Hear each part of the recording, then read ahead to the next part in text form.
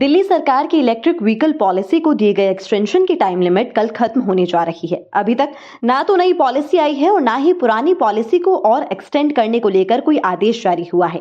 ऐसे में electric vehicles के खरीदारों को अब ये चिंता सता रही है कि 1 जनवरी 2024 को या उसके बाद अगर कोई नया इलेक्ट्रिक व्हीकल खरीदता है तो इसे ईवी पॉलिसी के तहत दी जाने वाली सब्सिडी का फायदा मिलेगा या फिर नहीं। यह पॉलिसी के अभाव में नए इलेक्ट्रिक व्हीकल के रजिस्ट्रेशन पर कोई असर तो नहीं पड़ेगा। इसको लेकर भी कई सवाल उठ रहे हैं। तो दिल्ली सरकार के परिवहन मंत्री ने लोगों की इन सभी आशंकाओं का समाधान करते हुए कहा कि चिंता करने की कोई बात नहीं है। दिल्ली सरकार ईवी पॉलिसी को एक बार फिर एक्सटेंड करने जा रही है। जब तक नई पॉलिसी बनकर तैयार नहीं हो जाती तब तक सब्सिडी पाने के योग्य लोगों को पुरानी पॉलिसी के तहत ही इलेक्ट्रिक व्हीकल की खरीद पर सब्सिडी का फायदा मिलता रहेगा।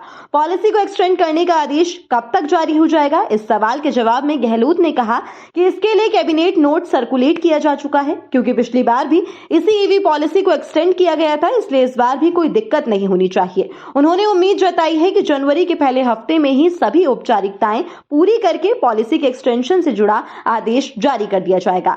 तो अब सवाल ये उठता है कि इस दौरान जो लोग नई गाड़ी खरीदेंगे उन्हें सब्सिडी का फायदा मिलेगा या फिर नहीं।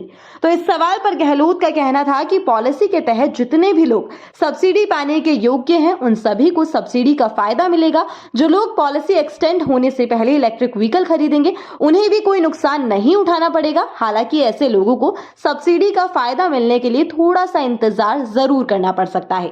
साथ ही आपको बता दें कि दिल्ली सरकार ने प्रदूषण की रोकथाम के स्थायी समाधान के लिए राजधानी में इलेक्ट्रिक व्हीकल के इस्तेमाल को बढ़ावा देने की योजना के तहत अगस्त 2020 में इलेक्ट्रिक व्हीकल पॉलिसी लॉन्च की थी, जो बेहद सफल रही थी। इसी साल 8 अगस्त को इस पॉलिसी की समय सीमा खत्म हो गई थी।